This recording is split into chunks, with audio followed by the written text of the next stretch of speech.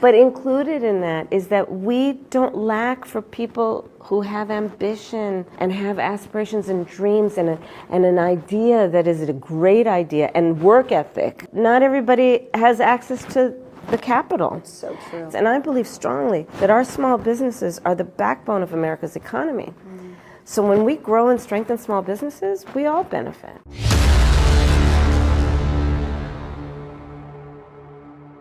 The most accurate pollster just delivered another nightmare blow to Kamala Harris, showing that now former President Trump is overtaking Kamala in these crucial battleground states. Now, what we're going to do is take a look at some of the reasons why that is, and also take a look at the poll and react to it. But let's start with, I find to be probably the number one reason why people are not being sold on Kamala and they're not buying it anymore, is how they have been hiding her. Listen to this clip. Why are they doing that? Why are they keeping them kind of locked up in terms of dealing with the press on a daily basis? I think part of the reason why the Harris campaign is so eager for a second debate is because they know it's a good format for her, and candidly because they know the interviews are not a great format for her, and that when she is prepped, when she is going through her motions, like with the convention speech, like with the debate, that she can really perform well. She's just not as effective on TV, and they recognize that. I think that's the entirety of the strategy. And yet they've got the Trump campaign saying, like, using that against the Democrats. Absolutely. Yes, of course, former President Trump is going to use that against her because it's a weakness for her. And let's be honest, this is what happens when you have a last-minute candidate. You did not give her an opportunity to prove herself as a presidential nominee. You gave it to her. There's a big difference in there. And I've been saying since covering this stuff that she is not the strongest candidate that they could have chosen. Like, there's plenty of other options that would have done better than her. But this is where we are, and it is what it is. But it speaks to these polls that we're about to get into here shortly, why they show Trump leading, tied, or barely losing a couple points here, because no one knows her. And if they're going to continue to hide her, they don't know what she stands for. And a lot of people complain on the left that say, well, why is she being held to such a high standard? It's very clear. She's a last minute candidate. We don't know her. You know her because you want to support her because you're out there trying to get her elected. But someone who has a 9-to-5, who has kids, who's busy all day, who's not into politics, doesn't follow any of this stuff, they don't know her. Now, there's another segment of people who are aware of the immigration problem, even people who live close to the border, even people who live far away from the border. They have come to the conclusion overwhelmingly that Donald Trump is the answer for the border. So another reason why this is impacting her poll numbers, because she's doing the wrong things around this issue. Listen to this. You can look at those statistics, and yes, right now things are improving. But when you look and you compare those records, that is something Donald Trump can really drill down on. Oh, absolutely. They have been nonstop. And that was the whole reason that Vice President Harris went out to the border this past week, because they felt that they needed the optics of her just walking around the border with Border Patrol to show that she's paying attention to it, but also the fact that they need to now counter this message to show, yes, we recognize that this is a crisis and we are trying to address it. Trump, of course, calling her the border czar, kind of attaching the crisis to her in particular because President Biden empowered her to handle it, to take charge of it. And that is something that has been a major vulnerability for Democrats and continues to be, regardless of Vice President Harris's attempts to then get ahead of the message and show that Democrats can be tough on immigration while still also adhering to the law. Let's just be honest, okay? The Democrats and Kamala Harris, they are soft on crime, and that includes enforcing the laws for immigration or border security, rather. They're just not going to do it. They haven't done it. They have a reluctance to do it. They feel more sympathetic towards these illegal immigrants crossing over the border than they do to our own veterans or hardworking Americans who pay their taxes. That is the impression that they leave. And so the poll numbers show that. I mean, for everything that people say Donald Trump is a threat to democracy, why do people trust him so much on immigration? It's because they're not stupid. They're not going to buy into that stunt that she tried to pull at the border. She only showed up for 20 minutes and thought that was going to cut it. Absolutely not. And the bigger problem we see with Kamala Harris's policies is that people see her policies for what they can see. They're crazy policies. And the reason why is because she already tried to run for president back in 2019. A lot of people still remember what she was asking for, what she said she would do. That gets just as amount of attention as what she's trying to convince people that she'll do now. But Senator Lindsey Graham pointed out the obvious when it comes to her policies. Listen to this. I'll tell you this, the man who killed Laken Riley in Georgia was released by the Biden-Harris administration on parole because they had no capacity at the border to hold him. That's not a reason to parole people. I promise you, there are women have been raped and murdered. People have been hurt by illegal immigrants released into this country without detention. It is a nightmare. It is crazy. It's crazy to boycott a speech by the Prime Minister of Israel to a joint session of Congress thinking it won't embolden Iran. Well, it's crazy to withdraw from Afghanistan hoping things will be different this time. Medicare for all, Green New Deal, crazy stuff. Okay. Now, I'm not saying she's crazy. I'm saying your policies are batshit crazy. Okay. Well, they're not my policies, and there's a whole lot of things you said. I'll just say she didn't boycott. She didn't show up. She didn't show up. But let's focus on Trump's rhetoric, because that's what I'm actually asking you about, because the problems with the world are not Trump's rhetoric. They call him crazy. Pelosi wanted to invoke the 25th Amendment. Why don't you ever talk about that? Well, we know why. It's a double standard, of course. And the corporate media is never going to hold the Democrats accountable for anything, really. But getting back to the matter at hand, her policies are absolutely batshit crazy. And the reason why, it's very clear. They're ultra progressive. They're not even moderate. Not the bullshit that she's been trying to sell undecided voters on since she became the nominee. Not those policies. The policies that she has historically supported, voted on, campaigned on, advocated for, those policies. Those policies overwhelmingly in America, most people do not support. It's just not moderate whatsoever. So what we're seeing in these polls is that people are not believing what she's trying to sell us, okay? The campaign has done everything they could to make her become someone she truly is not. We know who she is. She's a dangerous, weak, failed liberal from San Francisco.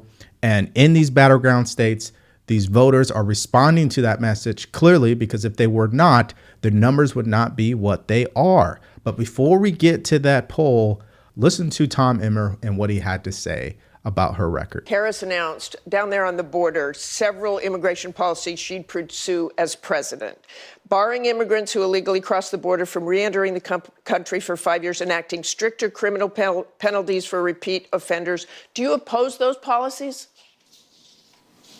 I'm going to tell you, do we believe her now? After she's had almost 4 years to solve the border crisis, and all she did was make sure that it was wide open. She never even bothered to go to the border until just this past week. And that's because this is one of the #1 issues in the campaign. Everyone knows that when Donald Trump was in office, the border was sealed. Everyone knows that since Kamala Harris has been in office, the border has been wide open. And it's not just people who are migrants who are trying to come to this country for a better life. It's criminals. It's gang members. Everybody knows that. It's terrorists, people on the terrorist watch list.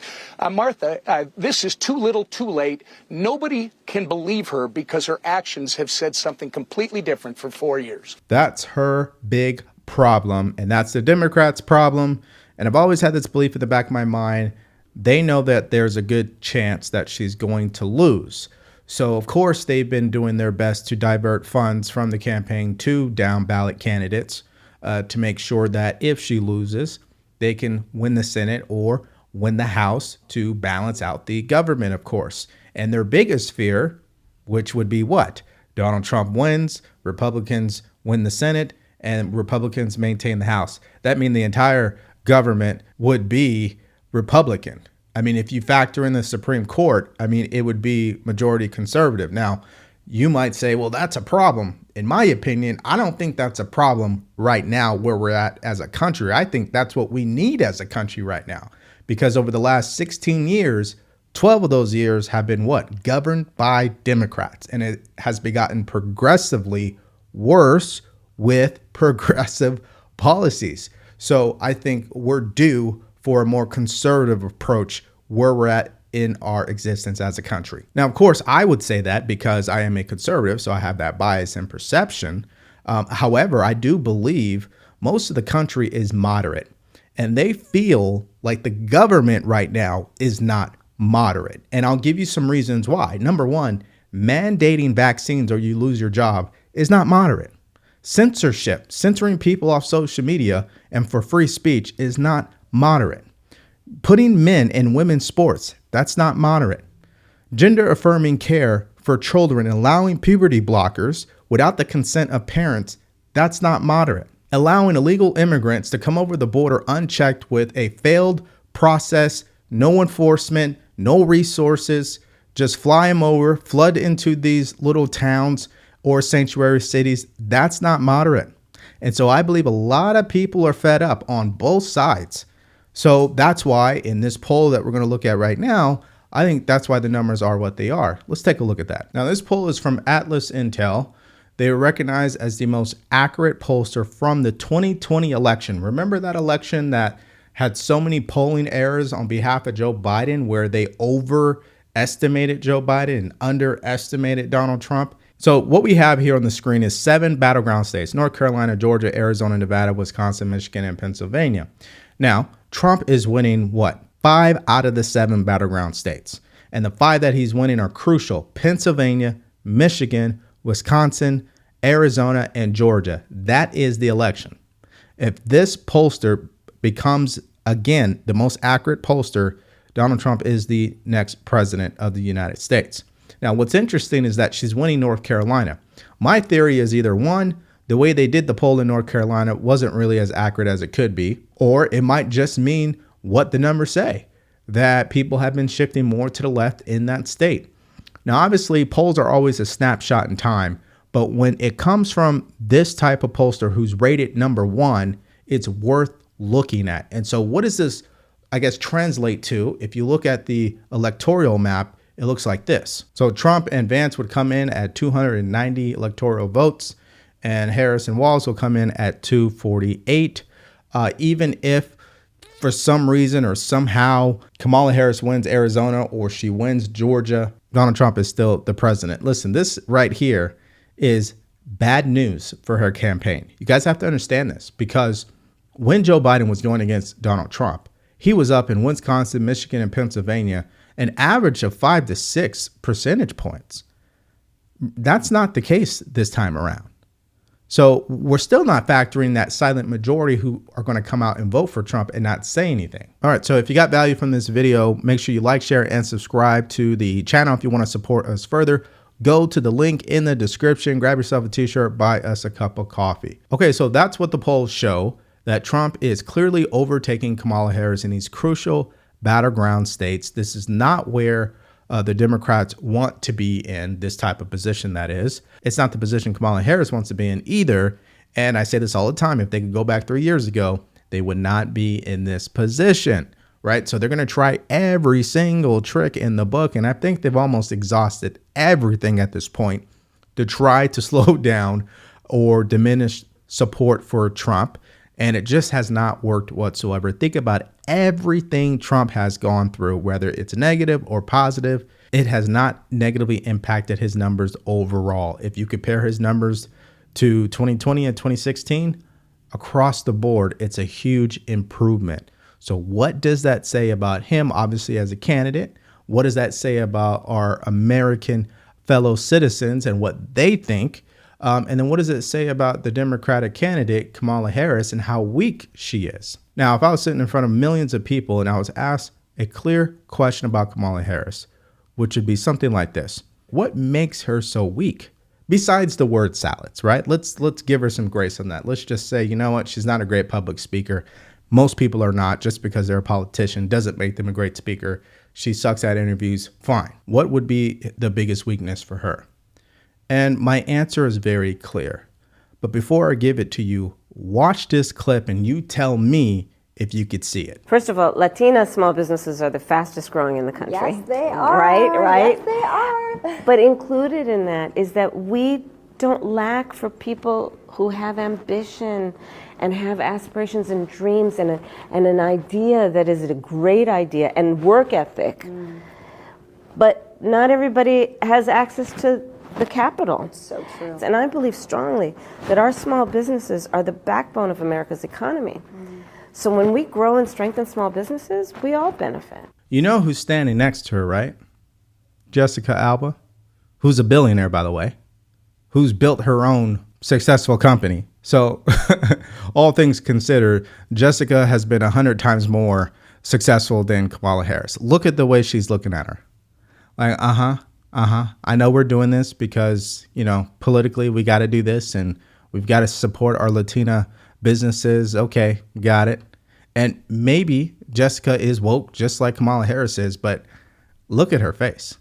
What's the answer? What makes Kamala Harris so weak is she's not authentic. She's as fake as you could possibly be. I don't know who's faker, Hillary Clinton or Kamala Harris. You might say Kamala Harris is. Hillary Clinton's just straight up evil. She knows she's evil and she's arrogant with it. So I think the biggest problem for her campaign and why these polls in the crucial battleground states are showing so much support for Donald Trump is because she's not a strong candidate. And what her weaknesses are, I believe, are fatal to her campaign. You might have batshit crazy policies, but do you believe in them? You know, and the policies that they're trying to make her run on, she doesn't believe those. That's why when she's trying to speak on them, she doesn't sound like she loves them. So the energy isn't there. And so I don't think it lands for a lot of people out there. Listen, my overall opinion is that this is still Donald Trump's election to lose. I don't know what other tricks they have up their sleeve. I think they've exhausted them all. I don't think she was the right candidate to put forward. They should have done the open convention. They should not allowed her to use her gut to choose Tim Walz as a candidate, but we are where we are. And as a person who is voting for Trump, I feel confident that he's in a great position to take this home. So what's your opinion about this new polling update? Major news from the most accurate pollster, of course, showing Trump winning 5 out of the 7 crucial battleground states and the states that actually matter. What's your reaction to some of the reasons that I gave you on why I believe the polls are what they are? Let me know what your thoughts are and more in the comments section below. Thank you for checking out the video today. Stay grateful, stay focused, and stay true. Peace.